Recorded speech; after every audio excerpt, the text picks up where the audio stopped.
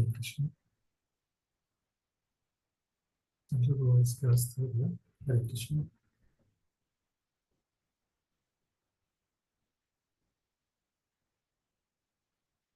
ಹರೇ ಕೃಷ್ಣ.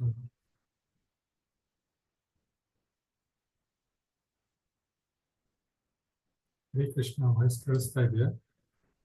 ಹರೇ ಕೃಷ್ಣ ಪ್ರಭುಜಿ. ಹರೇ ಕೃಷ್ಣ. ಇಂದಿನ ತರಗತಿಯನ್ನು ನಾನು ವಂದನೆಗಳು ತಿಳಿತಾ ಓಂ ನಮೋ ವಾಸುದೇವಾಯ. ಓಂ ವಾಸುದೇವಾಯ. ಓಂ ವಾಸುದೇವಾಯ.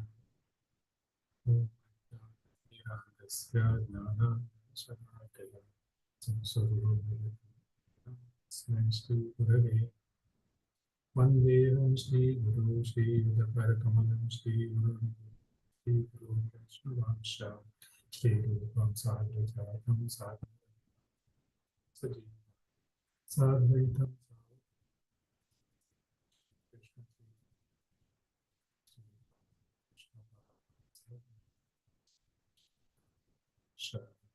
हे कृष्णा करुणा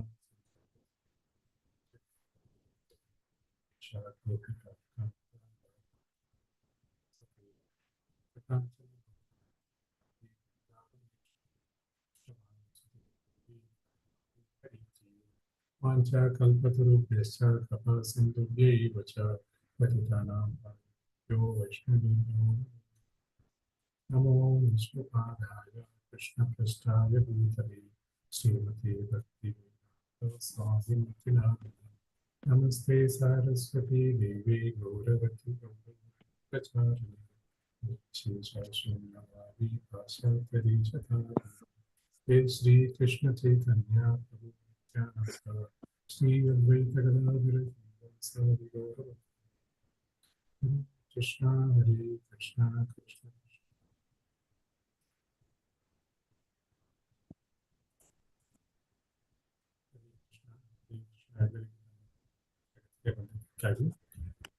ಇಂದಿನ ತರಗತಿಯನ್ನು ನಾವು ಶ್ರೀಮದ್ ಭಾಗವತದ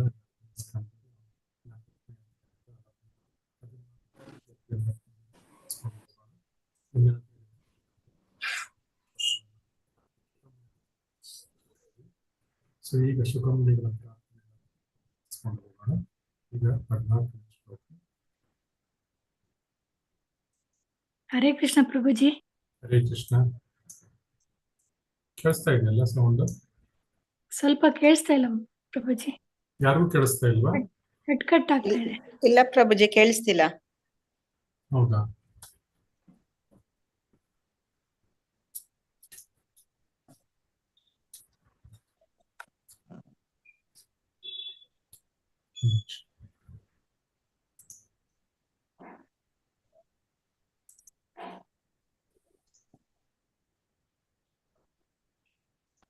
ಹರೇ ಕೃಷ್ಣ. ಈಗ ಕೇಳಿಸ್ತಾ ಇದೆಯಾ? ಈಗ ಕೇಳಿಸ್ತಿದೆ ಪ್ರಭುಜಿ. ಪ್ರಭುಜಿ.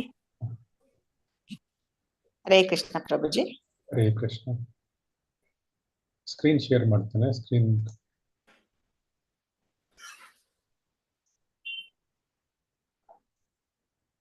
ಕಾಣಿಸ್ತಾ ಇದೆ ನೋಡಿ.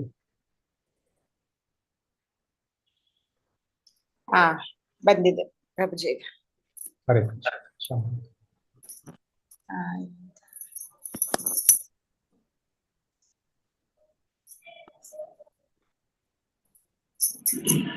ಶ್ಲೋಕದಿಂದ ಪ್ರಾರಂಭ ಮಾಡೋಣ. 14 ಶ್ಲೋಕ 14 ಶುಕಮುನಿಗಳ ವಾಚ. ಇದು 12ನೇ ಶ್ಲೋಕದಿಂದ ಮುಂದುವರಿತಾ ಇದೆ. ನಮೋ ನಮಸ್ತೆ ವೃಷಭಾಯ ಸಾತ್ವತಾಂ ವಿದೂರ ಕಾಷ್ಟಾಯ ಮುಹುಕುಯೋಗಿನಾಂ ನಿರಸ್ತ ಸಾಮ್ಯಾತಿಶಯೇನ ರಾಧಸ ಸ್ವದಾಮನಿ ಬ್ರಹ್ಮಣಿ ರಂಸ್ಯತೆ ನಮಃ.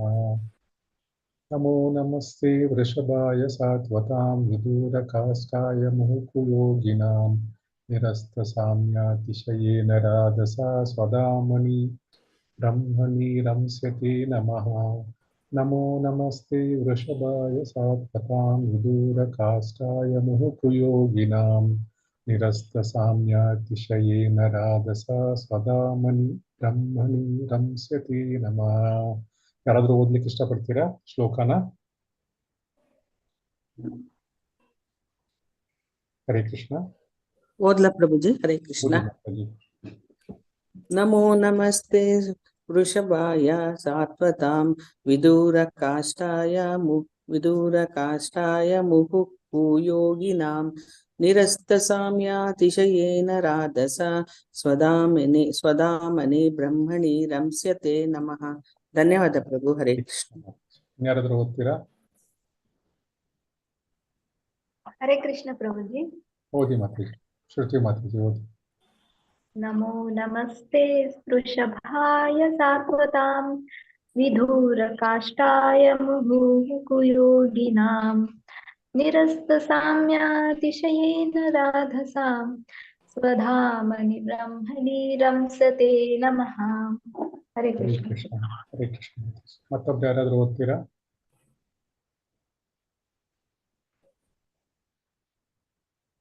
ಹರೇ ಕೃಷ್ಣ. ಯಾರಾದ್ರೂ ಓದ್ತೀರಾ?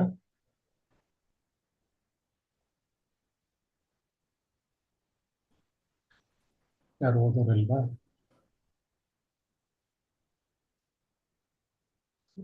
ಅರ್ಥಗಳನ್ನು ನೋಡೋಣ. ನಮಸ್ತೆ, ನಿನಗೆ ನನ್ನ ನಮಸ್ಕಾರಗಳು. ಅಸ್ತು, ಇರಲಿ. ವೃಷಭಾಯ, ಮಹಾಸಂಗಾತಿಗೆ. ಸಾತ್ವತಾಂ, ಯದುವಂಶದ ಸದಸ್ಯರ. ವಿದೂರ ಕಾಷ್ಠಾಯ, ಲೌಕಿಕ ತಾರ್ಕಿಕರಿಗೆ ದೂರವಿರುವವನಿಗೆ. ಮುಹು, ಸದಾ. ಕುಯೋಗಿನಾಂ, ಭಕ್ತರಲ್ಲದವರ. ನಿರಸ್ತ, ಹೋಗಲಾಡಿಸಲ್ಪಟ್ಟ. ಸಾಮ್ಯ, ಸಮಾನವಾದ. ಅತಿಶಯೇನ, ಹಿರಿಮೆಯಿಂದ. ರಾಧಸ, ಐಶ್ವರ್ಯದಿಂದ. ಸ್ವಧಾಮನಿ, ತನ್ನ ಧಾಮವಾದ. ಬ್ರಹ್ಮಣಿ, ಆಧ್ಯಾತ್ಮ ಆಕಾಶದಲ್ಲಿ. ರಂಸ್ಯತೆ, ಸುಖಿಸುವವನಿಗೆ. ನಮಸ್ಕಾರ.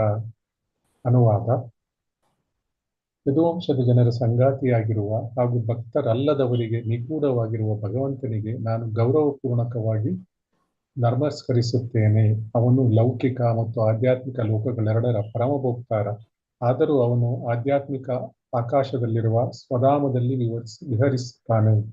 ಅವನಿಗೆ ಸಮಾನರಾದವರು ಯಾರೂ ಇಲ್ಲ, ಏಕೆಂದರೆ ಅವನ ಲೋಕೋತ್ತರ ಸಮೃದ್ಧಿಯು ಅಮೇಯವಾದದ್ದು. ಭಾವಾರ್ಥ ಯಾರು ಓದ್ತೀರಾ? ಓದ್ಲ ಪ್ರಭುಜಿ? ಓದಿ ಮಾತಾಡಿ. ಭಾವಾರ್ಥ: ಪರಮಪ್ರಭು ಶ್ರೀಕೃಷ್ಣನ ದಿವ್ಯ ಅಭಿವ್ಯಕ್ತಿಗೆ ಎರಡು ಮುಖಗಳುಂಟು. ಯದುವಂಶದಲ್ಲಿ ಕುಟುಂಬದ ಒಬ್ಬ ಸದಸ್ಯನಾದ ಹಾಗೆ ಅಥವಾ ಅರ್ಜುನನ ಸುಖನಾದ ಹಾಗೆ ಅಥವಾ ವೃಂದಾವನ ನಿವಾಸಿಗಳ ಸಹವಾಸಿಯಾಗಿ ನಂದ ಯಶೋದೆಯರ ಕಂದನಾದ ಹಾಗೆ ಸುಧಾಮ ಶ್ರೀಧಾಮ ಮತ್ತು ಮಧುಮಂಗಲರ ಗೆಳೆಯನಾದ ಹಾಗೆ ಅಥವಾ ವ್ರಜಭೂಮಿಯ ಗೋಪಿಕೆಯರ ಪ್ರೇಮಿಯಾದ ಹಾಗೆ ಅವನು ಪರಿಶುದ್ಧ ಭಕ್ತರ ಅವಿರತ ಸಂಗಾತಿಯಾಗಿರುತ್ತಾನೆ. ಇದು ಅವನ ಸದಾಕಾರ ಲಕ್ಷಣ. ಅವನು ತನ್ನ ನಿರಾಕಾರ ಲಕ್ಷಣದಿಂದ ಅನಂತವಾದ ಹಾಗೂ ಸರ್ವವ್ಯಾಪಿಯಾದ ಬ್ರಹ್ಮಜ್ಯೋತಿಯ ಕಿರಣಗಳನ್ನು ವಿಸ್ತರಿಸುತ್ತಾನೆ. ಸೂರ್ಯ ರಶ್ಮಿಗೆ ಹೋಲಿಸಲಾಗುವ ಈ ಸರ್ವವ್ಯಾಪಿ ಬ್ರಹ್ಮಜ್ಯೋತಿಯ ಒಂದು ಭಾಗವು ಮಹತ್ತತ್ವ ಎಂಬ ಅಂಧಕಾರದಿಂದ ಆವೃತವಾಗಿದೆ. ಈ ನಗಣ್ಯ ಭಾಗವೇ ಲೌಕಿಕ ಪ್ರಪಂಚ. ಈ ಲೌಕಿಕ ಪ್ರಪಂಚದಲ್ಲಿ ನಾವು ಪರಿಭಾವಿಸುತ್ತಿರುವಂತಹ ಅಸಂಖ್ಯಾತ ಬ್ರಹ್ಮಾಂಡಗಳಿವೆ. ಅಂತಹ ಪ್ರತಿ ಬ್ರಹ್ಮಾಂಡದಲ್ಲೂ ನಾವು ವಾಸಿಸುತ್ತಿರುವಂತಹ ಸಹಸ್ರಾರು ಗ್ರಹಗಳಿವೆ. ಲೌಕಿಕರು ಭಗವಂತನ ಕಿರಣಗಳ ಅನಂತ ವಿಸ್ತರಣೆಯಿಂದ ಬಹುತೇಕ ಮಂತ್ರಮುಕ್ತರಾಗಿದ್ದಾರೆ. ಆದರೆ ಭಕ್ತರು ಸಮಸ್ತವು ಹೊರಹೊಮ್ಮುವಂತಹ ಅವನ ವ್ಯಕ್ತಿಗತ ರೂಪದ ವಿಷಯದಲ್ಲಿ ಆಸಕ್ತರು. ಜನ್ಮಾದಸ್ಯ ಯತಃ ಸೂರ್ಯ ಕಿರಣಗಳು ಸೂರ್ಯಗೋಲದಲ್ಲಿ ಕೇಂದ್ರೀಕೃತವಾಗಿರುವಂತೆ ಬ್ರಹ್ಮಜ್ಯೋತಿಯು ಆಧ್ಯಾತ್ಮಿಕ ಆಕಾಶದಲ್ಲಿ ಸರ್ವೋಚ್ಚವಾದ ಆಧ್ಯಾತ್ಮಿಕ ಗ್ರಹವಾದ ಗೋಲೋಕ ವೃಂದಾವನದಲ್ಲಿ ಕೇಂದ್ರೀಕೃತವಾಗಿದೆ. ಅಮೇಯವಾದ ಆಧ್ಯಾತ್ಮಿಕ ಆಕಾಶದಲ್ಲಿ ಆಧ್ಯಾತ್ಮಿಕ ಗ್ರಹಗಳು ತುಂಬಿವೆ. ವೈಕುಂಠಗಳೆಂದು ಹೆಸರಾದ ಇವು ಲೌಕಿಕ ಆಕಾಶದಿಂದ ಅತ್ಯಂತ ದೂರದಲ್ಲಿವೆ. ಲೌಕಿಕರಿಗೆ ಲೌಕಿಕ ಆಕಾಶದ ಬಗೆಗೆ ಸಾಕಷ್ಟು ಮಾಹಿತಿ ಇಲ್ಲ. ಇನ್ನು ಆಧ್ಯಾತ್ಮಿಕ ಆಕಾಶದ ಬಗೆಗೆ ಅವರೇನು ಚಿಂತಿಸುಯಾರು? ಆದುದರಿಂದ ಲೌಕಿಕರು ಸದಾ ಅವನಿಂದ ಅತ್ಯಂತ ದೂರದಲ್ಲಿ ಇರುತ್ತಾರೆ. ಭವಿಷ್ಯದಲ್ಲಿ ವಾಯುವೇಗದಿಂದ ಅಥವಾ ಮನೋವೇಗದಿಂದ ಸಂಚರಿಸುವಂತಹ ಯಾವುದಾದರೂ ಯಂತ್ರವನ್ನು ತಯಾರಿಸಲು ಸಾಧ್ಯವಾದರೂ ಈ ಲೌಕಿಕರು ಆಧ್ಯಾತ್ಮಿಕ ಆಕಾಶದಲ್ಲಿರುವ ಗ್ರಹಗಳನ್ನು ತಲುಪುವ ಊಹೆಯನ್ನು ಮಾಡಲು ಅಸಮರ್ಥರಾಗಿರುತ್ತಾರೆ. ಆದುದರಿಂದ ಅವರ ಪಾಲಿಗೆ ಭಗವಂತ ಮತ್ತು ಅವನ ಧಾಮ ಸದಾ ಮಿಥ್ಯೆಯಾಗಿ ಅಥವಾ ನಿಗೂಢ ಸಮಸ್ಯೆಯಾಗಿ ಉಳಿಯುತ್ತದೆ. ಆದರೆ ಭಕ್ತರಿಗೆ ಅವನು ಸದಾ ಸಂಗಾತಿಯಾಗಿರುತ್ತಾನೆ. ಸಾಕ ಪ್ರಭುಜಿ. ಹರೇ ಕೃಷ್ಣ. ಓದ್ಬಿಡಿ. ಮಿಕ್ಕ ಯಾರಾದ್ರೂ ಓದ್ತೀರಾ? ಓದ್ಲ ಪ್ರಭುಜಿ. ಓದಿ ಮಾತಾಜಿ. ಆಧ್ಯಾತ್ಮಿಕ ಆಕಾಶದಲ್ಲಿ ಅವನ ಐಶ್ವರ್ಯ ಅಳತೆಗೆ ನಿಲುಕದ್ದು. ಭಗವಂತನು ಸ್ವಾಂಶ ವಿಸ್ತರಣೆಯಿಂದ ವಿಮುಕ್ತ ಭಕ್ತ ಸಂಗಾತಿಗಳೊಡನೆ ಅಸಂಖ್ಯಾತ ವೈಕುಂಠ ಗ್ರಹಗಳಾದ ಎಲ್ಲ ಆಧ್ಯಾತ್ಮಿಕ ಗ್ರಹಗಳು ವಾಸ ಮಾಡುತ್ತಾನೆ. ಆದರೆ ಭಗವಂತನ ಅಸ್ತಿತ್ವದಲ್ಲಿ ಐಕ್ಯವಾಗ ಬಯಸುವ ನಿರಾಕಾರವಾದಿಗಳು ಬ್ರಹ್ಮಜ್ಯೋತಿಯ ಒಂದು ಆಧ್ಯಾತ್ಮಿಕ ಕಿಡಿಯಂತೆ ಐಕ್ಯವಾಗಲು ಅವರಿಗೆ ಅವಕಾಶ ನೀಡುತ್ತಾನೆ. ವೈಕುಂಠ ಗ್ರಹಗಳಲ್ಲಾಗಲಿ ಪರಮ ಗ್ರಹವಾದ ಗೋಲೋಕ ವೃಂದಾವನದಲ್ಲಾಗಲಿ ಭಗವಂತನ ಸಹವಾಸಿಗಳು ಅವರಿಗೆ ಅರ್ಹತೆ ಇಲ್ಲ. ಗೋಲೋಕ ವೃಂದಾವನವನ್ನು ಭಗವದ್ಗೀತೆಯಲ್ಲಿ ಮದ್ಧಾಮ ಎಂದು, ಈ ಶ್ಲೋಕದಲ್ಲಿ ಭಗವಂತನ ಸ್ವಧಾಮ ಎಂದು ವರ್ಣಿಸಲಾಗಿದೆ. ಈ ಮದ್ಧಾಮ ಅಥವಾ ಸ್ವಧಾಮವನ್ನು ಭಗವದ್ಗೀತೆಯಲ್ಲಿ 15.6 ಕೆಳಕಂಡಂತೆ ವರ್ಣಿಸಲಾಗಿದೆ. ಶ್ಲೋಕ ಮತ್ತು ನ ತದ್ಭಾಸಯತೆ ಸೂರ್ಯೋ ನ ಶಶಾಂಕೋ ನ ಪಾವಕಃ ಯದ್ಗತ್ವಾ ನಿವರ್ತಂತೆ ತದ್ದಾಮ ಪರಮಂ ಮಮ. ಓದಿ. ಭಗವಂತನ ಸ್ವಧಾಮವನ್ನು ಬೆಳಗಲು ಬಿಸಿಲಾಗಲಿ ಬೆಳೆದಿಂಗಳಾಗಲಿ ಅಥವಾ ವಿದ್ಯುತ್ ಶಕ್ತಿಯಾಗಲಿ ಬೇಕಾಗಿಲ್ಲ. ಆ ಧಾಮ ಅಥವಾ ಸ್ಥಳವು ಪರಮ ಶ್ರೇಷ್ಠವಾದುದು. ಅಲ್ಲಿಗೆ ಹೋಗುವವರು ಈ ಲೌಕಿಕ ಜಗತ್ತಿಗೆ ಮರಳಿ ಬರುವುದಿಲ್ಲ. ವೈಕುಂಠ ಗ್ರಹಗಳು ಹಾಗೂ ಗೋಲೋಕ ವೃಂದಾವನ ಗ್ರಹ ಸ್ವಯಂ ಪ್ರಕಾಶವನ್ನು ಹೊಂದಿವೆ. ಭಗವಂತನ ಆ ಸ್ವಧಾಮಗಳಿಂದ ಹರಡಿದ ಕಿರಣಗಳಿಂದ ಬ್ರಹ್ಮಜ್ಯೋತಿ ಅಸ್ತಿತ್ವಕ್ಕೆ ಬಂದಿದೆ. ಈ ಸಂಗತಿ ಮುಂಡಕ 2.2:10, ಕಂಠ 2.2:15 ಮತ್ತು ಶ್ವೇತಾಶ್ವತರ ಉಪನಿಷತ್ 6.14 ಗಳಂತೆ ವೇದಗಳಲ್ಲಿ ದೃಢಪಟ್ಟಿದೆ. ನ ತತ್ರ ಸೂರ್ಯೋ ಭಾತಿ ನ ಚಂದ್ರ ತಾರಕಂ ನೇಮಾ ವಿದ್ಯುತೋ ಭಾಂತಿ ಕುತೋಯಮಗ್ನಿಃ ತಮೇವ ಭಾಂತಮನುಭಾತಿ ಸರ್ವಂ ತಸ್ಯ ಭಾಸಾ ಸರ್ವವಿದಂ ವಿಭಾತಿ. ಭಗವಂತನ ಸ್ವಧಾಮದಲ್ಲಿ ಬೆಳಕಿಗಾಗಿ ಸೂರ್ಯ, ಚಂದ್ರ ಅಥವಾ ನಕ್ಷತ್ರಗಳ ಅಗತ್ಯವಿಲ್ಲ. ವಿದ್ಯುತ್ತಿನ ಅಗತ್ಯವಂತೂ ಇಲ್ಲವೇ ಇಲ್ಲ. ಅಂದ ಮೇಲೆ ಹೊತ್ತಿಸಿಟ್ಟ ದೀಪಗಳನ್ನು ಕುರಿತು ಹೇಳುವುದೇನು? ಪ್ರತಿಯಾಗಿ ಈ ಗ್ರಹಗಳು ಸ್ವಪ್ರಕಾಶವನ್ನು ಹೊಂದಿರುವುದರಿಂದ ಇಂತಹ ಸರ್ವಪ್ರಭೆಯು ಸಾಧ್ಯವಾಗಿದೆ. ಆದ್ದರಿಂದ ಯಾವುದೆಲ್ಲ ಹೊಳೆಯುತ್ತಿದೆಯೋ ಅದೆಲ್ಲ ಈ ಸ್ವಧಾಮದ ಪ್ರತಿಫಲದ ಫಲವಷ್ಟೇ. ನಿರಾಕಾರಿ ಬ್ರಹ್ಮಜ್ಯೋತಿಯ ಪ್ರಭೆಯಿಂದ ಕಣ್ಣು ಕುಕ್ಕಿದಂತಾದವನು ವ್ಯಕ್ತಿಗತ ದಿವ್ಯತ್ವವನ್ನು ತಿಳಿಯಲಾರ.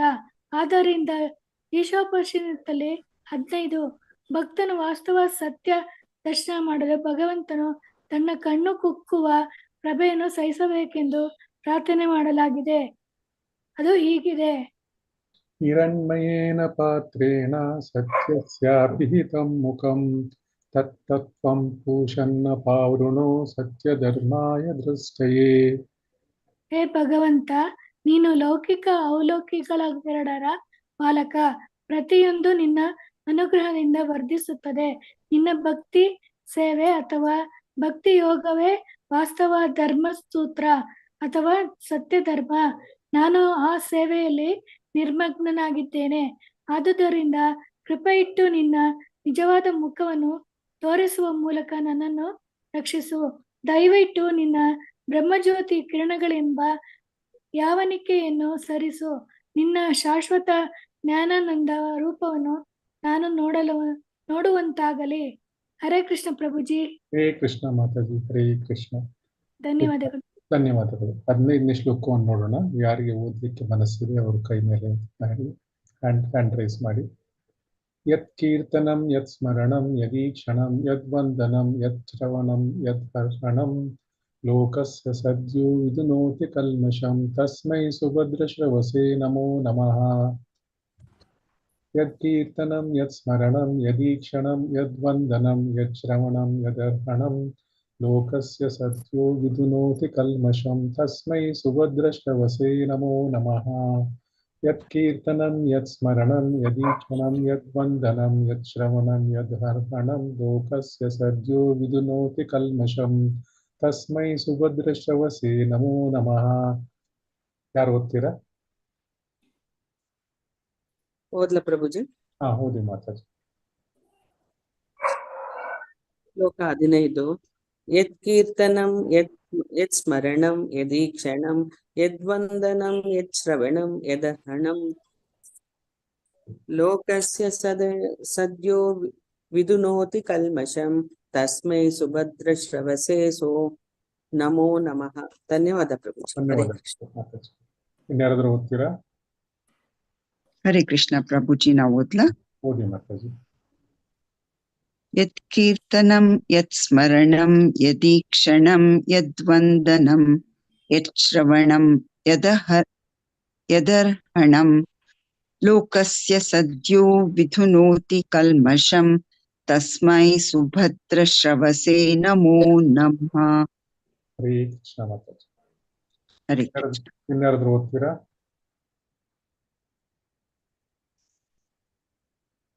ರೇಖಾ ಮಾತಾಜಿ ಓದ್ತೀರಾ? ಓದ್ತೇನೆ ಪ್ರಭುಜಿ. ಓದಿ ಮಾತಾಜಿ. ಯತ್ ಕೀರ್ತನಂ ಯತ್ ಸ್ಮರಣಂ ಯದೀಕ್ಷಣಂ ಯದ್ವಂದನಂ ಯತ್ ಶ್ರವಣಂ ಯದರ್ಹಣಂ ಲೋಕಸ್ಯ ಸದ್ಯೋ ವಿದೋನೋತಿ ಕಲ್ಮಷಂ ತಸ್ಮೈ ಸುಭದ್ರ ಶವಸೇ ನಮೋ ನಮಃ. ಹರೇ ಕೃಷ್ಣ. ಹರೇ ಕೃಷ್ಣ ಪ್ರಭುಜಿ. ಈಗ ಅರ್ಥಗಳನ್ನು ನೋಡೋಣ, ಶಬ್ದಾರ್ಥಗಳನ್ನು.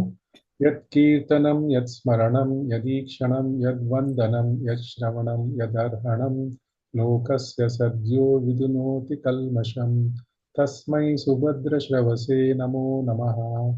ಯತ್ ಕೀರ್ತನಂ ಅಂದ್ರೆ ಯಾರ ಮಹಿಮೆಗಳ ವರ್ಣನೆಯು, ಯಾರ ಮಹಿಮೆಗಳನ್ನು ನಾವು ವರ್ಣನೆ ಮಾಡ್ತೇವೆ, ಯಾರ ಸ್ಮರಣೆಯನ್ನು, ಯತ್ ಸ್ಮರಣಂ ಯಾರನ್ನು ಸ್ಮರಣೆಯನ್ನು ಮಾಡ್ತೇವೆ, ಈ ಕ್ಷಣಂ ಯಾರ ದರ್ಶನವನ್ನು ಮಾಡುವುದರಿಂದ ನಮಗೆ, ಯಾರ ವಂದನಂ ಯತ್ ವಂದನಂ ಅಂದ್ರೆ ಯಾರಿಗೆ ನಮಸ್ಕಾರಗಳನ್ನು ಮಾಡುವುದನ್ನು, ಯಾರ ಶ್ರವಣಂ ತತ್ ಶ್ರವಣಂ ಯಾರ ವಿಚಾರವಾಗಿ ನಾವು ಶ್ರವಣವನ್ನು ಮಾಡ್ತೇವೆ, ಯತರ್ಹಣಂ ಯಾರನ್ನು ನಾವು ಆರಾಧನೆ ಮಾಡ್ತೇವೆ, ಲೋಕಸ್ಯ ಜನರೆಲ್ಲರ ಸದ್ಯ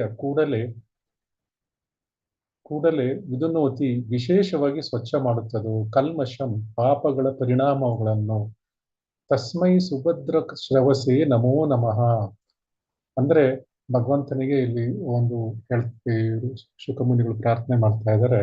ಯಾರ ಕೀರ್ತನೆಗಳನ್ನು, ಯಾರ ಹೆಸರನ್ನು ಮೇಲೆ ನಾವು ಕೀರ್ತನೆ ಮಾಡ್ತೇವೆ, ಯಾರನ್ನು ನಾವು ಸ್ಮರಣೆ ಮಾಡ್ತೇವೆ, ಮತ್ತು ಯಾರ ದರ್ಶನ ಮಾತ್ರದಿಂದಲೇ ನಮ್ಗೆ ಎಲ್ಲ ಸರ್ವ ಮಂಗಳಕರ ಆಗುತ್ತೆ, ಯಾರಿಗೆ ವಂದನೆಗಳು ಮಾಡುವುದರಿಂದ, ಯಾರ ಬಗ್ಗೆ ನಾವು ಕೇಳುವುದರಿಂದ, ಮತ್ತೆ ಯಾರನ್ನು ನಾವು ಆರಾಧನೆ ಮಾಡುವುದರಿಂದ ಈ ಲೋಕದ ಜನರಲ್ಲಿ, ಲೋಕಸ್ಯ ಅಂದ್ರೆ ಈ ಲೋಕದ ಜನರೆಲ್ಲರಿಂದ ಅವರ ಸದ್ಯ ಕೂಡಲೇ ವಿದುನೋತಿ ಅವರ ಪಾಪ ಕರ್ಮಗಳನ್ನು, ಕಲ್ಮಷಂ ಪಾಪ ಪರಿಣಾಮಗಳನ್ನು ವಿಶೇಷವಾಗಿ ಸ್ವಚ್ಛ ಮಾಡುತ್ತದೋ ಅಂತಹ ಸುಭದ್ರ ಅಂದ್ರೆ ಸರ್ವಮಂಗಳಕಾರಕನಾದ ಭಗವಂತನಿಗೆ ನನ್ನ ಮತ್ತೆ ಮತ್ತೆ ನಮಸ್ಕಾರಗಳು ಅಂತ ಇಲ್ಲಿ ಪ್ರಾರ್ಥನೆಯನ್ನು ಮಾಡಿದ್ದಾರೆ.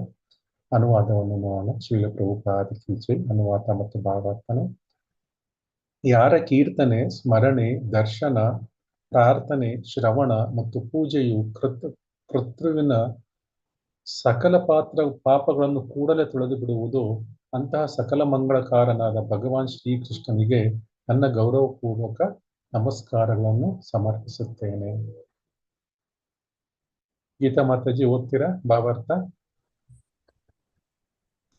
ಗುರುಜಿ ಓದ್ತೀನಿ ಗುರುಜಿ. ಓದಿ ಮಾತಾಜಿ. ಭಾವಾರ್ಥ. ಶೀಲ ಪ್ರಭುಪಾದರಿಗೆ ಜಯವಾಗಲಿ. ಮಹಾ ಆಚಾರ್ಯರಾದ ಶುಕಮುನಿಗಳು ವ್ಯಕ್ತಿಯು ಸಕಲ ಪಾಪಗಳಿಂದಾಗುವ ಪರಿಣಾಮಗಳಿಂದ ವಿಮುಕ್ತನಾಗುವ ಧಾರ್ಮಿಕ ಆಚರಣೆಗಳನ್ನು ಇಲ್ಲಿ ಸೂಚಿಸಿದ್ದಾರೆ.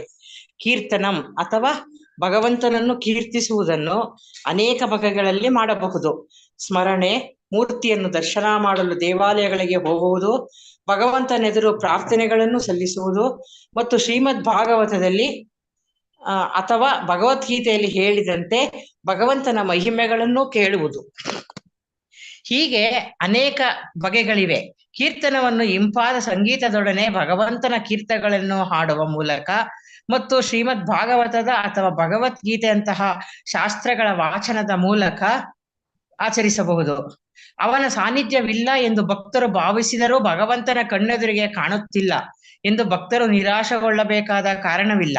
ಕೀರ್ತನ, ಶ್ರವಣ, ಸ್ಮರಣೆ ಇತ್ಯಾದಿಗಳಿಂದ ಅವುಗಳೆಲ್ಲ ಅಥವಾ ಅವುಗಳಲ್ಲಿ ಕೆಲವು ಅಥವಾ ಅವುಗಳಲ್ಲಿ ಯಾವುದಾದರೊಂದು ಮೇಲೆ ಹೇಳಿದಂತೆ ಭಗವಂತನಿಗೆ ಲೋಕೋತ್ತರ ಪ್ರೇಮ ಸೇವೆಯನ್ನು ಸಲ್ಲಿಸುವ ಮೂಲಕ ನಾವು ಬಯಸುವ ಭಗವಂತನ ಸಾನ್ನಿಧ್ಯದ ಫಲ ದೊರೆಯುತ್ತದೆ.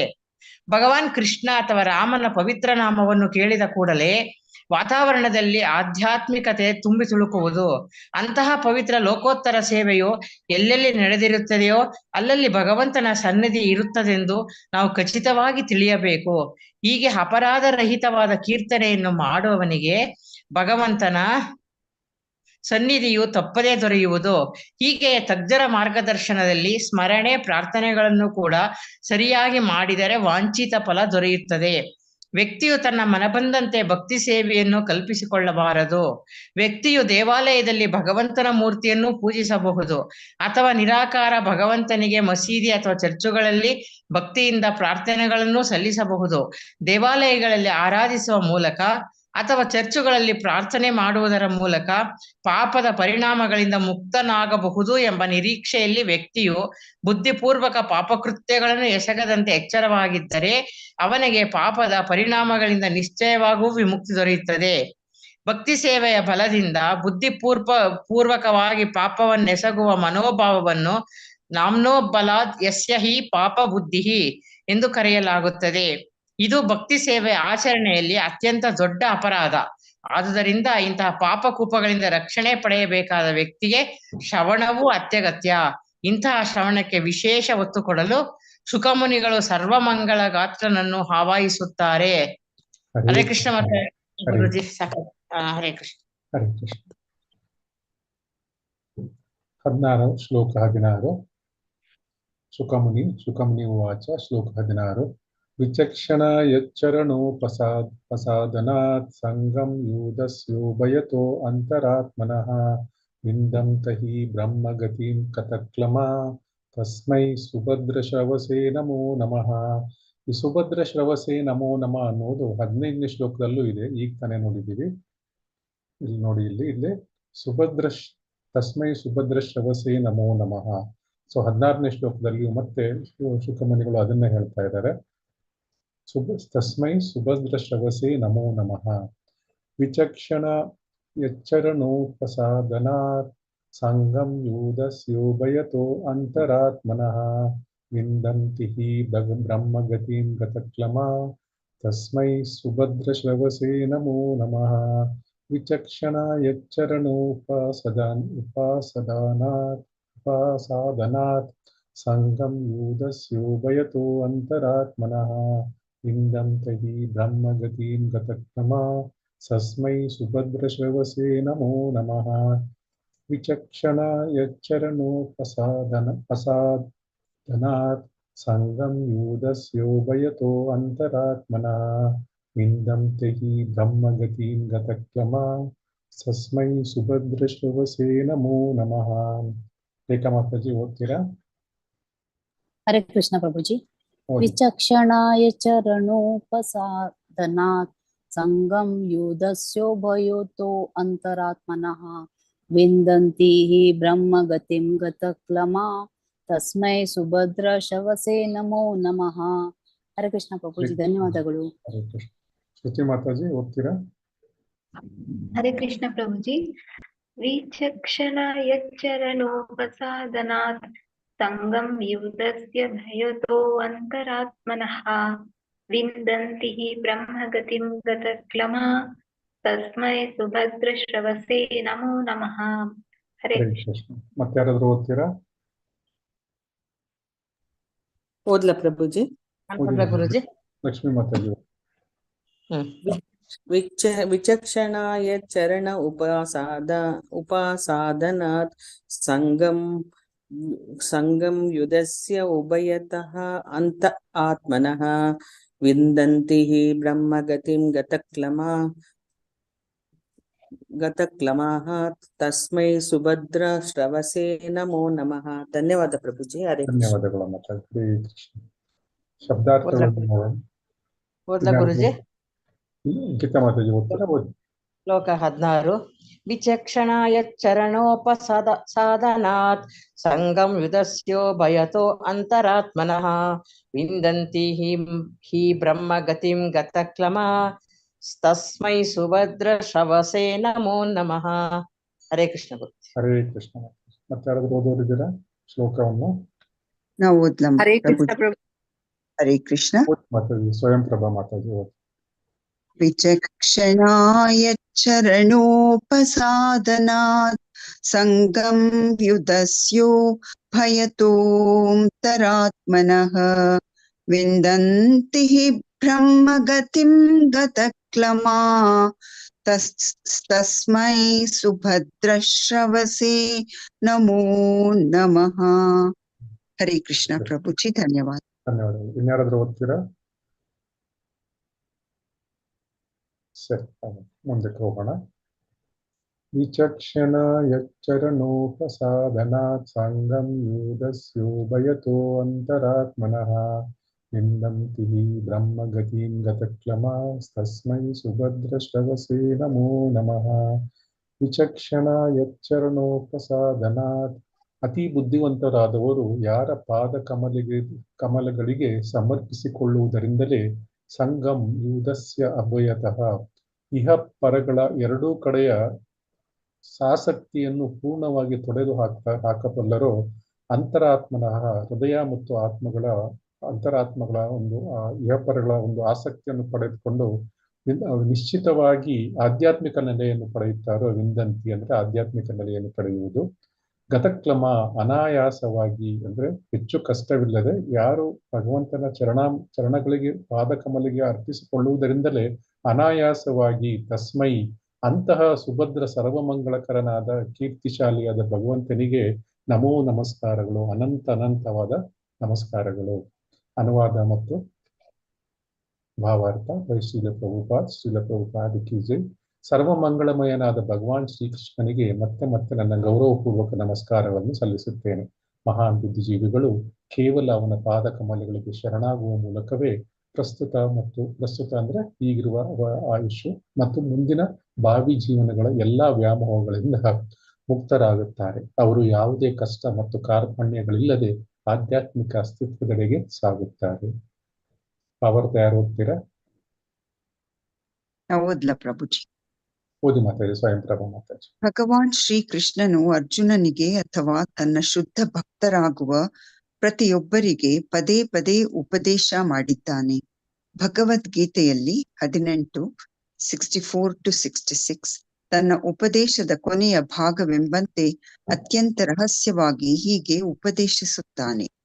ಸರ್ವಗುಹ್ಯತಮಂ ಭೂಯ ಶೃಣು ಮೇ ಪರಮಂ ವಚಃ ಇಷ್ಟೋಸಿ ಮೇ ದೃಢಮಿಥೈ ತತೋ ವಕ್ಷ್ಯಾಮಿ ತೇ ಹಿತಂ ಮನ್ಮನಾ ಭವ ಮದ್ಭಕ್ತ್ಯೋ ಮದ್ಯಾಜೀ ಮಾಂ ನಮಸ್ಕುರು ಮಾಮೇ ವೈಶ್ಯಸಿ ಸತ್ಯಂ ತೇ ಪ್ರತಿಜಾನೇ ಪ್ರಿಯೋಸಿ ಮೇ ಸರ್ವಧರ್ಮಾನ್ ಪರಿತ್ಯಜ್ಯ ಮಾಮೇಕಂ ಶರಣಂ ವ್ರಜ ಅಹಂ ತ್ವಾಂ ಸರ್ವ ಪಾಪೇಭ್ಯೋ ಮೋಕ್ಷಯಿಷ್ಯಾಮಿ ಮಾ ಶುಚಃ. ಪ್ರಿಯ ಅರ್ಜುನ, ನೀನು ನನಗೆ ಪ್ರೀತಿಪಾತ್ರ. ಆದುದರಿಂದ ನಿನ್ನ ಹಿತಕ್ಕಾಗಿ ಮಾತ್ರ ನನ್ನ ಉಪದೇಶದ ಅತ್ಯಂತ ರಹಸ್ಯವಾದ ಭಾಗವನ್ನು ಹೇಳುತ್ತೇನೆ, ಕೇಳು. ಇದು ಇಷ್ಟು ಮಾತ್ರವೇ. ನನ್ನ ಪರಿಶುದ್ಧ ಭಕ್ತನಾಗು. ನಿನ್ನನ್ನು ನನಗೆ ಮಾತ್ರ ಸಮರ್ಪಿಸಿಕೋ. ಇದರಿಂದ ನಿನಗೆ ಸಂಪೂರ್ಣವಾದ ಆಧ್ಯಾತ್ಮಿಕ ಅಸ್ತಿತ್ವವನ್ನು ಅನುಗ್ರಹಿಸುತ್ತೇನೆ. ಇದರಿಂದ ನೀನು ಶಾಶ್ವತವಾಗಿ ನನ್ನ ಲೋಕೋತ್ತರ ಪ್ರೇಮ ಸೇವೆ ಮಾಡುವ ಅಧಿಕಾರವನ್ನು ಗಳಿಸಬಹುದು. ಬೇರೆ ಎಲ್ಲ ಬಗೆಯ ಧಾರ್ಮಿಕ ಕಥೆಗಳನ್ನು ತ್ಯಜಿಸು. ನನಗೆ ಸಂಪೂರ್ಣವಾಗಿ ಶರಣಾಗು. ನಿನ್ನನ್ನು ಎಲ್ಲ ಪಾಪಗಳಿಂದ ರಕ್ಷಿಸುತ್ತೇನೆಂದು ನಂಬು. ನಿನಗೆ ಮೋಕ್ಷವನ್ನು ನೀಡುತ್ತೇನೆ, ಮತ್ತೇನೂ ಚಿಂತೆ ಮಾಡಬೇಡ. ಬುದ್ಧಿವಂತರಾದವರು ಭಗವಂತನ ಈ ಕೊನೆಯ ಉಪದೇಶವನ್ನು ಗಂಭೀರವಾಗಿ ಪರಿಗಣಿಸುತ್ತಾರೆ. ಆಧ್ಯಾತ್ಮಿಕ ಸಾಕ್ಷಾತ್ಕಾರದಲ್ಲಿ ಆತ್ಮಜ್ಞಾನವೇ ಮೊದಲ ಹೆಜ್ಜೆ. ಇದನ್ನು ರಹಸ್ಯ ಜ್ಞಾನವೆಂದು ಕರೆಯಲಾಗಿದೆ. ಮುಂದಿನ ಹೆಜ್ಜೆ ಭಗವಂತನ ಸಾಕ್ಷಾತ್ಕಾರ. ಇದನ್ನು ಇನ್ನೂ ಹೆಚ್ಚಿನ ರಹಸ್ಯತಮ ಜ್ಞಾನವೆಂದು ಕರೆಯಲಾಗಿದೆ. ಭಗವದ್ಗೀತೆಯ ಜ್ಞಾನದ ತುತ್ತ ತುದಿ ಎಂದರೆ ಭಗವಂತನ ಸಾಕ್ಷಾತ್ಕಾರ. ಯಾವಾಗ ವ್ಯಕ್ತಿಯು ಈ ಭಗವತ್ ಸಾಕ್ಷಾತ್ಕಾರದ ಹಂತವನ್ನು ತಲುಪುತ್ತಾನೋ ಆಗ ಅವನು ಸಹಜವಾಗಿಯೇ ಲೋಕೋತ್ತರ ಪ್ರೇಮ ಸೇವೆಯನ್ನು ಸಲ್ಲಿಸಲು ಸ್ವ ಇಚ್ಛೆಯಿಂದ ಭಗವಂತನ ಭಕ್ತನಾಗುತ್ತಾನೆ. ಭಗವಂತನಿಗೆ ಸಲ್ಲಿಸುವ ಈ ಭಕ್ತಿ ಸೇವೆಯು ಯಾವಾಗಲೂ ಭಗವಂತನ ಬಗೆಗಿರುವ ಪ್ರೇಮವನ್ನು ಆಧರಿಸಿರುತ್ತದೆ. ಇದು ಯೋಗ ಅಥವಾ ಧ್ಯಾನ ಲೋಕಗಳಲ್ಲಿ ವಿಧಿಸಿರುವ ದೈನಂದಿನ ಸೇವೆಯ ಬಗೆಗಿಂತ ಭಿನ್ನವಾಗಿರುತ್ತದೆ. ಭಗವದ್ಗೀತೆಯಲ್ಲಿ ನಾನಾ ಬಗೆಯ ಶ್ರೇಣಿಗಳಿಗೆ ಸೇರಿದ ಜನರಿಗಾಗಿ ವಿವಿಧ ಉಪದೇಶಗಳಿವೆ. ವರ್ಣಾಶ್ರಮ ಧರ್ಮ, ಸನ್ಯಾಸ ಧರ್ಮ, ಯತಿ ಧರ್ಮ, ಸನ್ಯಾಸಾಶ್ರಮ, ಇಂದ್ರಿಯ ನಿಗ್ರಹ, ಧ್ಯಾನ, ಯೋಗ ಶಕ್ತಿಗಳ ಸಿದ್ಧಿ ಇತ್ಯಾದಿಗಳನ್ನು ಕುರಿತು ವಿವಿಧ ವಿವರಣೆಗಳಿವೆ. ಆದರೆ ಭಗವಂತನ ಬಗೆಗಿನ ಸ್ವಯಂ ಸ್ಫೂರ್ತ ಪ್ರೇಮದಿಂದ ಅವನಿಗೆ ಸೇವೆ ಸಲ್ಲಿಸಲು ಸಂಪೂರ್ಣವಾಗಿ ಶರಣಾಗತನಾದವನು ವೇದಗಳಲ್ಲಿ ವಿವರಿಸುವ ಸಮಸ್ತ ಮೇಲ್ಮಾಡಬೇಕು ಪ್ರಭುಜಿ ಜ್ಞಾನದ ಸಾರವನ್ನು ವಸ್ತುಶಃ ಹೀರಿಕೊಳ್ಳುತ್ತಾನೆ. ಈ ವಿಧಾನವನ್ನು ಬಹು ಕುಶಲತೆಯಿಂದ ಅನುಸರಿಸುವವನು ಒಮ್ಮೆಲೇ ಜೀವನದ ಪರಿಪೂರ್ಣತೆಯನ್ನು ಗಳಿಸುತ್ತಾನೆ. ಮಾನವ ಜೀವನದ ಈ ಪರಿಪೂರ್ಣತೆಯನ್ನು ಬ್ರಹ್ಮಗತಿ ಎಂದು ಕರೆಯುತ್ತಾರೆ, ಅಥವಾ ಇದನ್ನು ಆಧ್ಯಾತ್ಮಿಕ ಅಸ್ತಿತ್ವದಲ್ಲಿ ಪ್ರಗತಿಯ ಯಾತ್ರೆ ಎಂದು ಕರೆಯಬಹುದು. ಶ್ರೀಲ ಜೀವ ಗೋಸ್ವಾಮಿ ಅವರು ವೈದಿಕ ಆಶ್ವಾಸನೆಗಳ ಆಧಾರದ ಮೇಲೆ ಬ್ರಹ್ಮಗತಿ ಎಂದರೆ ಭಗವಂತನಂತಹ ಆಧ್ಯಾತ್ಮಿಕ ರೂಪವನ್ನು ಹೊಂದುವುದು ಎಂದು ಪ್ರತಿಪಾದಿಸುತ್ತಾರೆ. ಈ ರೂಪದಲ್ಲಿ ಮುಕ್ತ ಜೀವಿಯು ಆಧ್ಯಾತ್ಮಿಕ ಆಕಾಶದಲ್ಲಿ ಇರುವ ಆಧ್ಯಾತ್ಮಿಕ ಗ್ರಹಗಳೊಂದರಲ್ಲಿ ಶಾಶ್ವತವಾಗಿ ನೆಲೆಸುತ್ತಾನೆ.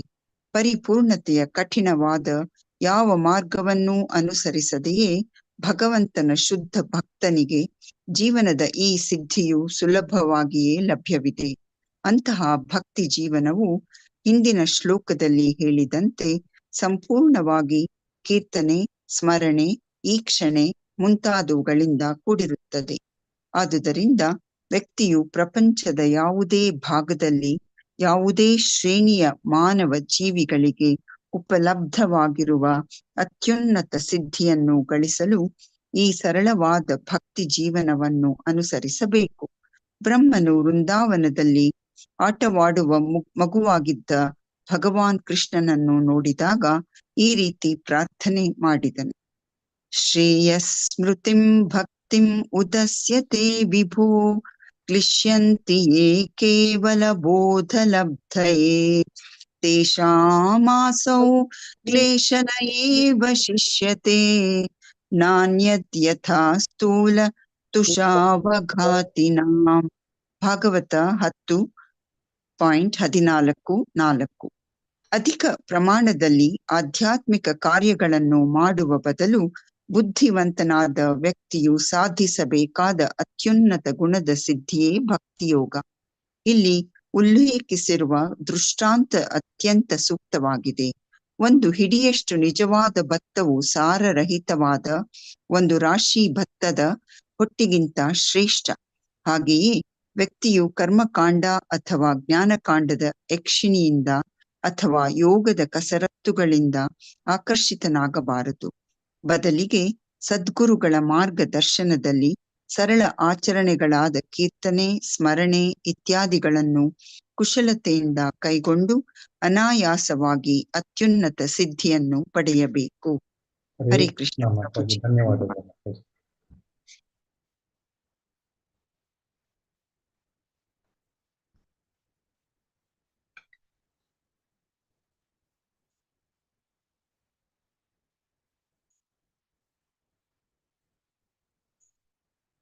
ನಮೋ ನಮಸ್ತೆ ವೃಷಭಾಯ ಸಾತ್ವತಾಂ ವಿದೂರಕಾಷ್ಠಾಯ ಮುಹುಕು ಯೋಗಿನಾಂ ನಿರಸ್ತ ಸಾಮ್ಯಾತಿಶಯೇನ ರಾಧಸಾ ಸ್ವದಾಮನಿ ಬ್ರಹ್ಮನೇ ರಂಸ್ಯತೆ ನಮಃ.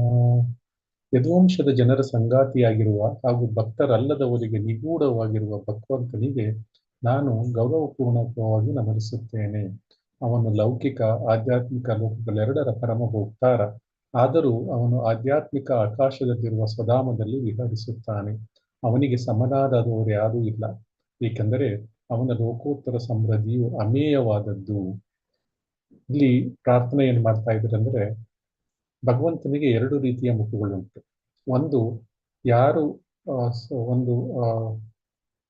ಇದು ಸಾದಾಕಾರ ಲಕ್ಷಣ, ಒಂದು ಆಕಾರ ಇದೆ ಭಗವಂತನಿಗೆ ಅಂತ ಯಾರು ನಂಬ್ತಾರೋ ಆ ಥರ ಒಂದು ಅಭಿಮುಖ. ಇನ್ನೊಂದು ಅಭಿಮುಖ ನಿರಾಕಾರ ಅಭಿಮುಖ.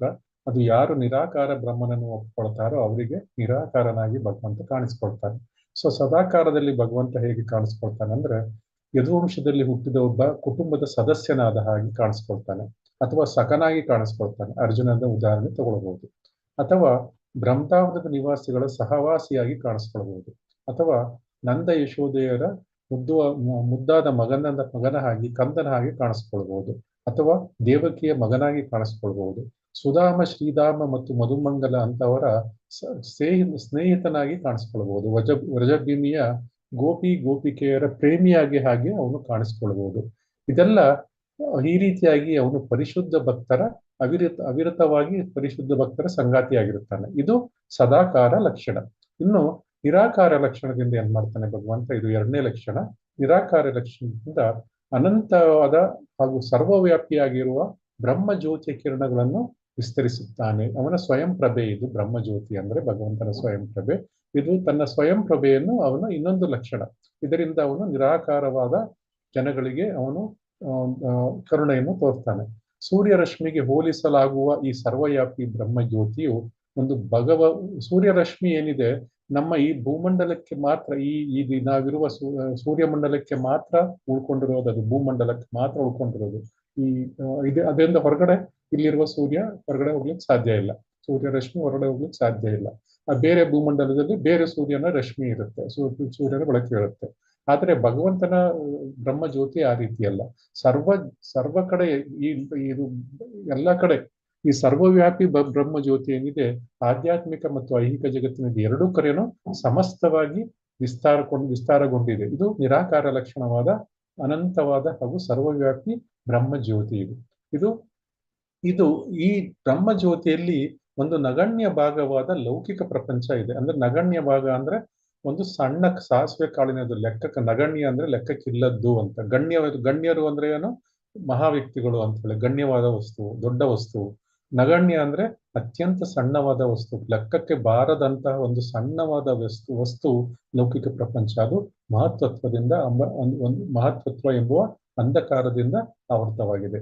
ಈ ಲೌಕಿಕ ಪ್ರಪಂಚದಲ್ಲಿ ನಾವು ಇರುವಂತಹ ನಾವಿರುವಂತಹ ಈ ಬ್ರಹ್ಮಾಂಡಗಳೇನಿದೆ, ಈ ಲೌಕಿಕ ಜಗತ್ತಿನಲ್ಲಿ ಅಸಂಖ್ಯಾತ ಬ್ರಹ್ಮಾಂಡಗಳಿವೆ.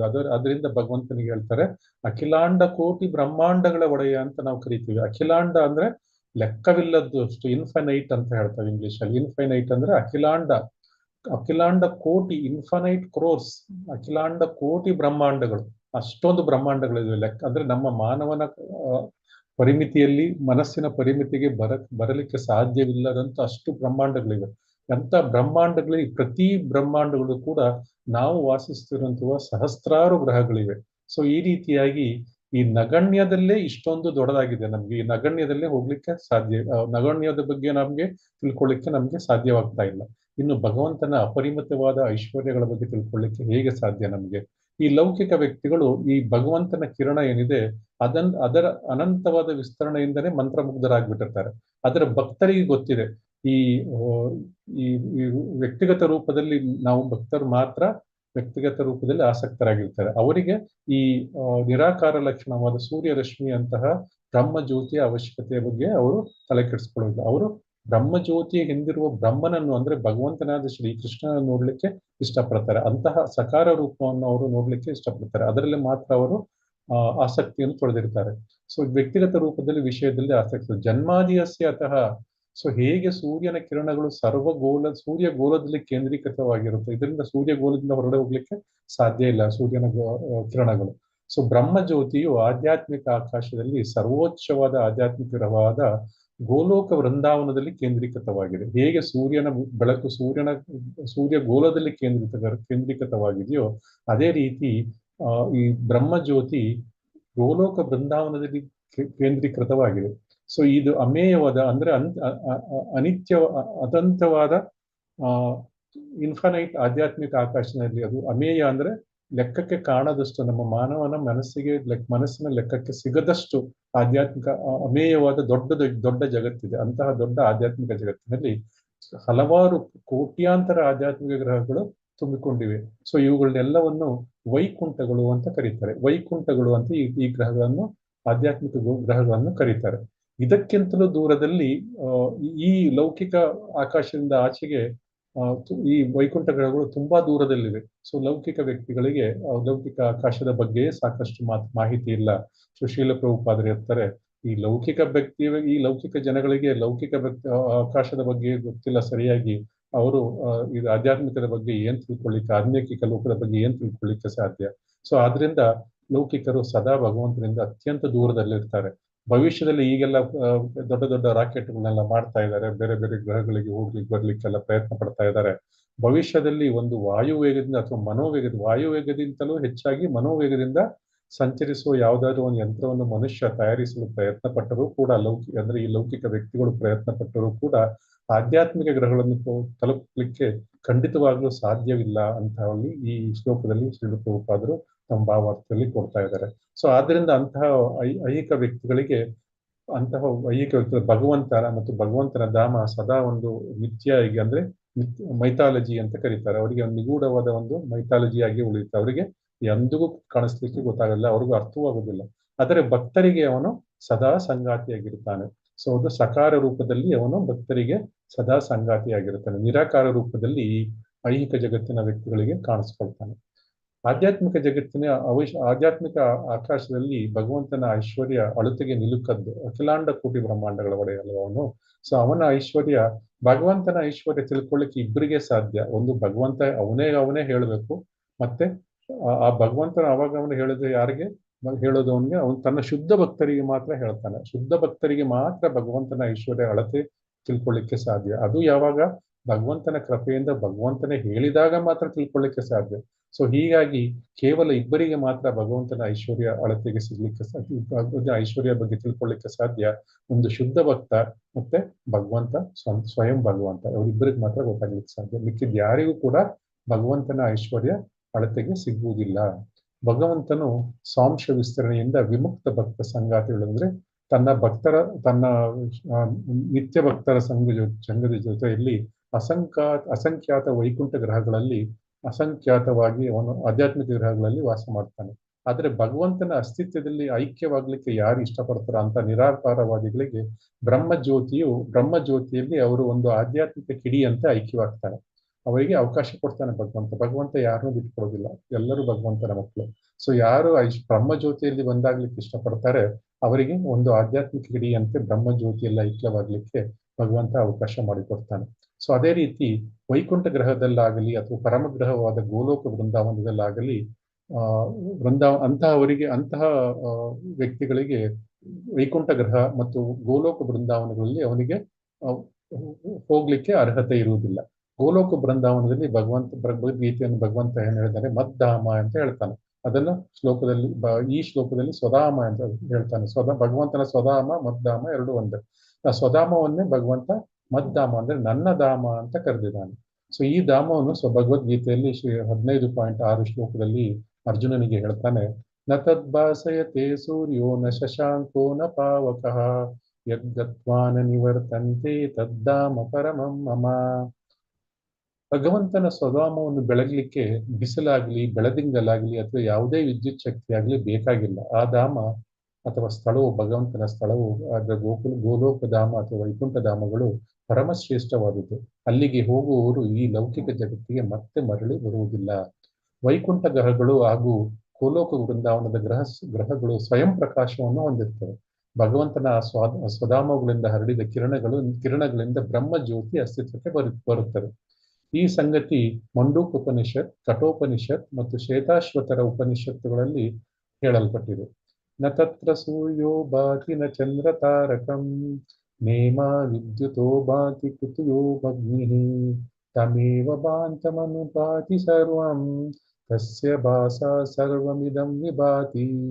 ಭಗವಂತನ ಸ್ವಧಾಮದಲ್ಲಿ ಬೆಳಕಿಗಾಗಿ ಸೂರ್ಯ, ಚಂದ್ರ ಅಥವಾ ನಕ್ಷತ್ರಗಳ ಅಗತ್ಯವಿಲ್ಲ.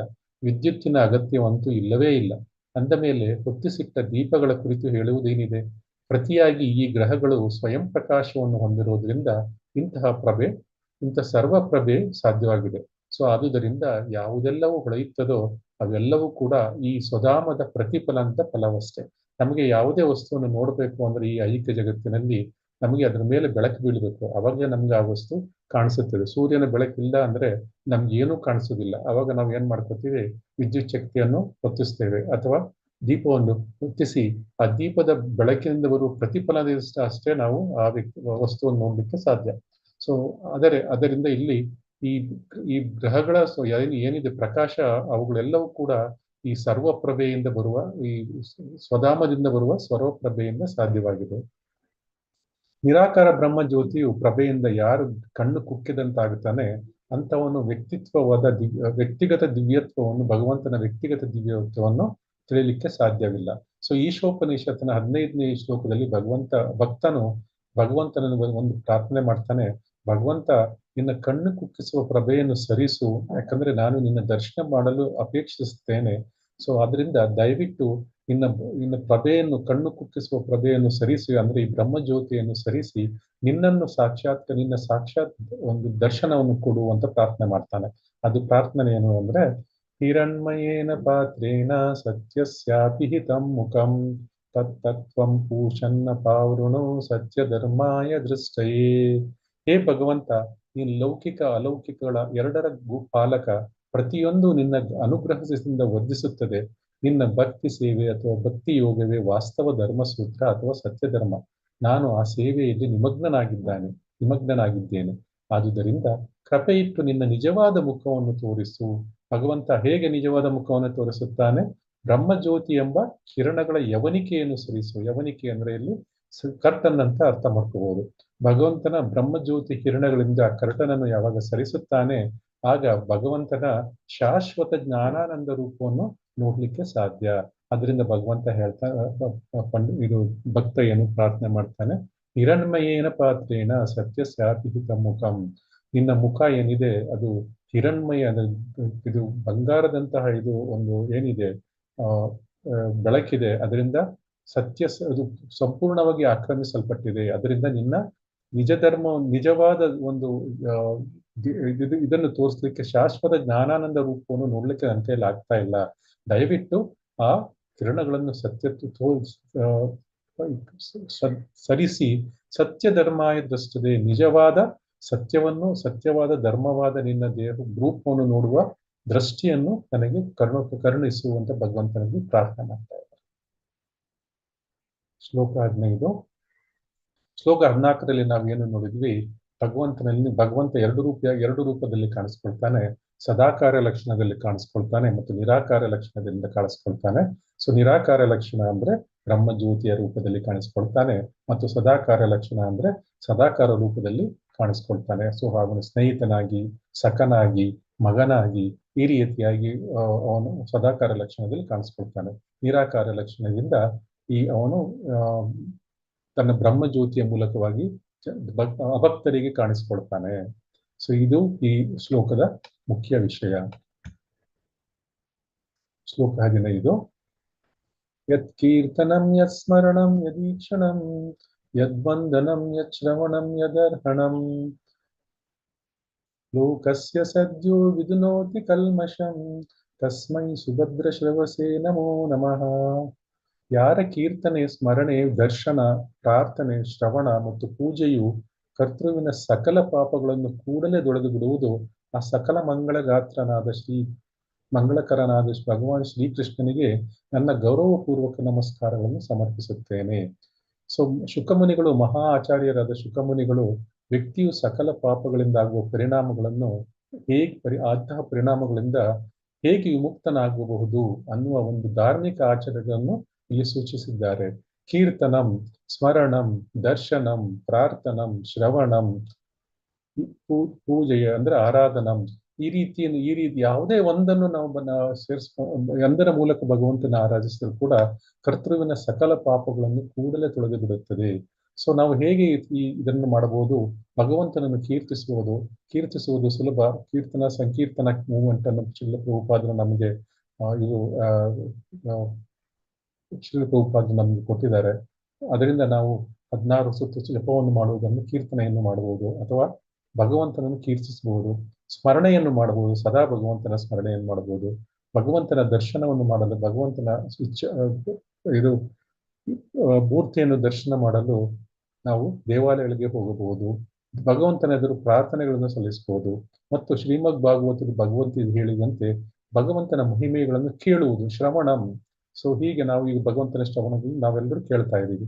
ಹೀಗೆ ಅನೇಕ ಬಗೆಗಳಿವೆ. ಯಾವುದಾದ್ರೂ ಒಂದು ಬಗೆಯನ್ನು ನಾವು ನಮ್ಮ ಇದರಲ್ಲಿ ನಾವು ಅದನ್ನು ಅನುಸರಿಸಬಹುದು.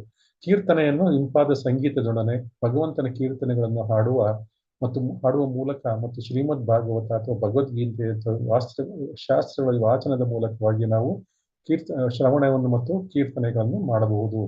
ಸೊ ನಾವು ಯಾರು ಭಗವಂತನ ಸಾನ್ನಿಧ್ಯವಿಲ್ಲ ಎಂದು ಎನಿಸುವ ಅವಶ್ಯಕತೆನೇ ಇಲ್ಲ. ಭಗವಂತನ ಕಣ್ಣೆದುರಿಗೆ ಕಾಣಿಸ್ತಾ ಇಲ್ಲ ಅನ್ನುವುದನ್ನು ನಿರಾಶೆಗೊಳ್ಳಬೇಕಾದ ಅವಶ್ಯಕತೆ ಇಲ್ಲ. ಕೀರ್ತನೆಯನ್ನು ಮಾಡಬಹುದು. ಕೀರ್ತನೆ ಭಗವಂತನ ನಾಮ ಕೀರ್ತನೆ ಭಗವಂತನಿಂದ ಬೇರೆ ಅಲ್ಲ. ಭಗವಂತನ ಹೆಸರುಗಳನ್ನು ನಾವು ಶ್ರವಣ ಮಾಡುವುದು, ಭಗವಂತನ ಒಂದು ಬಗ್ಗೆ ಕೇಳುವುದನ್ನು, ಅದನ್ನು ಕೂಡ ಭಗವಂತನಾದ ಕೃಷ್ಣನಿಂದ ಬೇರೆಯಲ್ಲ. ಸ್ಮರಣೆ ಕೂಡ ಅದು ಬೇರೆಯಲ್ಲ. ಈ ರೀತಿಯಾಗಿ ಭಗವಂತನಿಗೆ ಲೋಕೋತ್ತರ ಪ್ರೇಮ ಸೇವೆಯನ್ನು ನಾವು ಸಲ್ಲಿಸಬಹುದು ಮತ್ತು ಭಗವಂತನ ಸಾನ್ನಿಧ್ಯ ಫಲವನ್ನು ನಾವು ಪಡ್ಕೊಳ್ಬಹುದು. ಭಗವಾನ್ ಕೃಷ್ಣ ಅಥವಾ ರಾಮನ ಪವಿತ್ರ ನಾಮವನ್ನು ಕೇಳಿದ ಕೂಡಲೇ ವಾತಾವರಣದಲ್ಲಿ ಆಧ್ಯಾತ್ಮಿಕತೆ ತುಂಬಿ ತುಳುಕುತ್ತದೆ. ಅಂತಹ ಪವಿತ್ರ ಲೋಕೋತ್ತರ ಸೇವೆ ಎಲ್ಲೆಲ್ಲಿ ನಡೀತಾ ಇರುತ್ತೋ ಅಲ್ಲೆಲ್ಲ ಭಗವಂತನ ಸನ್ನಿಧಿ ಇರುತ್ತೆ ಎಂದು ನಾವು ಖಚಿತವಾಗಿ ಹೇಳಬಹುದು. ಹೀಗೆ ನಾವು ಅಪರಾಧ ಸಹಿತವಾದ ಕೀರ್ತನೆಯನ್ನು ಮಾಡುವವನಿಗೆ ಭಗವಂತನ ಸನ್ನಿಧಿಯು ತಪ್ಪದೆ ದೊರೆಯುತ್ತದೆ. ಯಾವುದೇ ಅಪರಾಧಗಳನ್ನು ಮಾಡಬಾರದು. ನಾವು 10 ಅಪರಾಧಗಳನ್ನು ಬೆಳಿಗ್ಗೆ ಪ್ರತಿದಿನ ಮಂಗಳಾರತಿಯ ನಂತರ ಹೇಳ್ತೇವೆ. ಸೊ ಆ 10 ಅಪರಾಧಗಳನ್ನು ನಾವು ಖಂಡಿತವಾಗಿ ಫಾಲೋ ಮಾಡಿಕೊಂಡು ಭಗವಂತನ ಕೀರ್ತನೆಯನ್ನು ಮಾಡಿದ್ರೆ ಭಗವಂತನ ಸನ್ನಿಧಿ ಖಂಡಿತ ದೊರೆಯುತ್ತದೆ. ಹೀಗೆ ತಜ್ಞರ ಮಾರ್ಗದರ್ಶನದಲ್ಲಿ, ತಜ್ಞರು ಅಂದ್ರೆ ಯಾರು? ನಮಗೆ ಗುರುಗಳ ಮೂಲಕವಾಗಿ, ಅಂದ್ರೆ ಪಾರಂಪರಿಕವಾಗಿ ಬಂದಿರುವ ಗುರುಗಳ ಮೂಲಕವಾಗಿ ನಮಗೆ ಶ್ರೀಲ ಪ್ರಭುಪಾದರು ಮತ್ತು ಇತರ ಭಕ್ತರ ಸಂಘ ದೊರೆತಿದೆ. ಅಂತಹ ತಜ್ಞರ ಮಾರ್ಗದರ್ಶನದಲ್ಲಿ ಸ್ಮರಣೆ, ಪ್ರಾರ್ಥನೆಗಳನ್ನು ಕೂಡ ಚೆನ್ನಾಗಿ ಮಾಡಿದರೆ ವಾಂಛಿತ ಫಲ ನಮಗೆ ದೊರೆಯುತ್ತದೆ. ವ್ಯಕ್ತಿಯು ತನ್ನ ಮನಬಂದಂತೆ ಭಕ್ತಿ ಸೇವೆಯನ್ನು ಕಲ್ಪಿಸಿಕೊಳ್ಳಬಾರದು. ವ್ಯಕ್ತಿಯು ದೇವಾಲಯದಲ್ಲಿ ಭಗವಂತನ ಮೂರ್ತಿಯನ್ನು ಪೂಜಿಸಬಹುದು, ಅಥವಾ ನಿರಾಕಾರ ಭಗವಂತನಿಗೆ ಮಸೀದಿ ಅಥವಾ ಚರ್ಚ್ಗಳಲ್ಲಿ ಭಕ್ತಿಯಿಂದ ಪ್ರಾರ್ಥನೆಗಳನ್ನು ಸಲ್ಲಿಸಬಹುದು. ದೇವಾಲಯಕ್ಕೆ ಹೋಗ್ಬೋದು, ಮಸೀದಿಗೆ ಹೋಗ್ಬೋದು, ಚರ್ಚ್ಗೆ ಹೋಗ್ಬೋದು. ದೇವಾಲಯದಲ್ಲಿ ನಾವು ಅರ್ಚಾ ಮೂರ್ತಿಯನ್ನು, ಆ ಸಕಾರ ಮೂರ್ತಿಯನ್ನು ನಾವು ಅರ್ಚನೆ ಮಾಡ್ತೇವೆ. ಮಸೀದಿ ಮತ್ತು ಚರ್ಚ್ಗಳಲ್ಲಿ ಅವ್ರು ಏನ್ ಮಾಡ್ತಾರೆ? ಭಕ್ತಿಯಿಂದ ಭಗವಂತನಿಗೆ, ನಿರಾಕಾರ ಭಗವಂತನಿಗೆ ಮಸೀದಿಯಲ್ಲಿ ಅವರು ಪೂಜೆಯನ್ನು ಮಾಡ್ತಾರೆ. ಸೊ ಯಾವುದನ್ನೇ ಮಾಡಿದ್ರು ಕೂಡ ಅವರು ಪ್ರಾರ್ಥನೆ ಮಾಡುವುದರ ಮೂಲಕ ಪಾಪದ ಪರಿಣಾಮಗಳಿಂದ ಮುಕ್ತನಾಗಬಹುದು. ಆದ್ರೆ ಕೆಲವರು ಏನ್ ಮಾಡ್ತಾರೆ? ಪಾಪದ ಪರಿಣಾಮಗಳಿಂದ ಮುಕ್ತನಾಗಬಹುದು ಎಂಬ ನಿರೀಕ್ಷೆಯಲ್ಲಿ ವ್ಯಕ್ತಿ ಬುದ್ಧಿಪೂರ್ವಕ ಪಾಪ ಕೃತ್ಯಗಳನ್ನು ಎಸಗುತ್ತಾರೆ. ಅಂತವನಿಗೆ ಪಾಪದ ಪರಿಣಾಮಗಳಿಂದ ನಿಶ್ಚಿತವಾಗಿಯೂ ವಿಮುಕ್ತಿ ದೊರೆಯುವುದಿಲ್ಲ. ಸೊ ಅವನೇನ್ ಮಾಡಬೇಕು? ಭಕ್ತಿ ಸೇವೆಯ ಬಲದಿಂದ ಬುದ್ಧಿಪೂರ್ವಕವಾಗಿ ಪಾಪವನ್ನು ಮಾಡಬಾರದು. ಸೊ ಭಕ್ತಿ ಸೇವೆಯನ್ನು ಮಾಡಬೇಕು, ಎಚ್ಚರವಾಗಿರಬೇಕು. 9-10 ನಾವು ಪಾಪ ಕಾರ್ಯಗಳನ್ನು ಮಾಡದಂತೆ ಎಚ್ಚರವಾಗಿರಬೇಕು. ಆದ್ರೆ ಭಕ್ತಿ ಸೇವೆ ಬಲದಿಂದ ಬುದ್ಧಿಪೂರ್ವಕವಾಗಿ ಪಾಪವನ್ನು ಮಾಡ್ತಾರೆ. ನಾಮನೋ ಬಲದ್ ಯಸ್ಯ ಹಿ ಪಾಪ ಬುದ್ಧಿ ಎಂದು. ಸೊ ನಮ್ಮ 10 ನಾವು ಏನಿದೆ ಪ್ರೊಹಿಬಿಟೆಡ್ ಅಂತ ಹೇಳ್ತೇವೆ, ನಾವು ಪಾಪ ಕರ್ಮಗಳನ್ನು ಮಾಡಬಾರ್ದು ಅಂತ ಬೆಳಿಗ್ಗೆ ನಾವು ಮಂಗಳಾರತಿಯ ನಂತರ ಹೇಳ್ತೇವೆ. ಸೊ ಅದು 10ರಲ್ಲಿ 7ನೇದು ಯಾರಾದ್ರೂ ಹೇಳ್ತೀರಾ? 10 ಅಪರಾಧಗಳ 7ನೇ ಅಪರಾಧ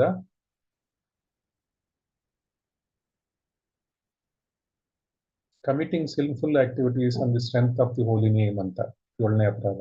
ಅಂದ್ರೆ ನಾವು ಭಗವಂತನ ನಾಮದ ಬಲದ ಮೇಲೆ ಬುದ್ಧಿಪೂರ್ವಕವಾಗಿ ಪಾಪವನ್ನು ಎಸಗುವ ಮನೋಭಾವ. Committing sinful activities on the strength of the Holi name. ಗೊತ್ತಿದ್ದು ಭಗವಂತನ ನಾವು ಪಾಪ ಮಾಡಿಬಿಟ್ಟು ಭಗವಂತನ ನಾಮ ಹೇಳಿದ್ರೆ ಸಾಕು ನಮಗೆ ಪಾಪವನ್ನು ಹೊರಟೋಗುತ್ತೆ. ನಾಮ್ನೋ ಬಲಾದ್ ಯಸ್ಯ ಹಿ ಪಾಪ ಬುದ್ಧಿ.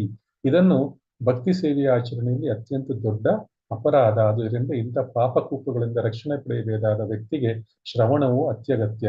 ಇಂಥ ಶ್ರವಣಕ್ಕೆ ವಿಶೇಷ ಒತ್ತು ಕೊಡಲು ಶುಕಮುನಿಗಳು ಸರ್ವಮಂಗಳ ಗಾತ್ರನನ್ನು ಆಹ್ವಾನಿಸುತ್ತಾರೆ, ಅಂದ್ರೆ ಶ್ರೀಕೃಷ್ಣನನ್ನು ಆಹ್ವಾನಿಸುತ್ತಾರೆ.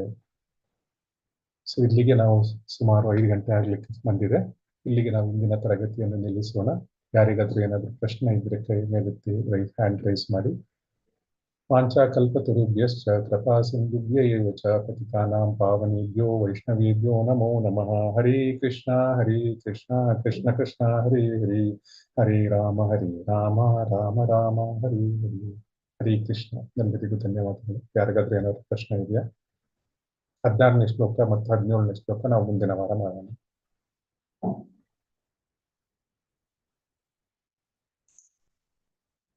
ಹರೇ ಕೃಷ್ಣ.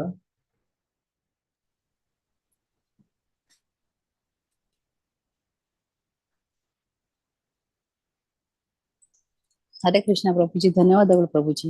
ಹರೇ ಕೃಷ್ಣ ಮಾತಾಜಿ. ಹರೇ ಕೃಷ್ಣ ಗುರುಜಿ. ಹರೇ ಕೃಷ್ಣ. ಹರೇ ಹರೇ ಕೃಷ್ಣ ಪ್ರಭುಜಿ, ಧನ್ಯವಾದ. ಅಂದ್ರೆ ಹರೇ ಕೃಷ್ಣ ಪ್ರಭು, ಧನ್ಯವಾದಗಳು. ಪ್ರಭುಜಿ. ಹರೇ ಕೃಷ್ಣ. ಹರೇ ಕೃಷ್ಣ ಮಾತಾಜಿ. ಹರೇ ಕೃಷ್ಣ. ಹರೇ ಕೃಷ್ಣ ಪ್ರಭುಜಿ, ಧನ್ಯವಾದಗಳು.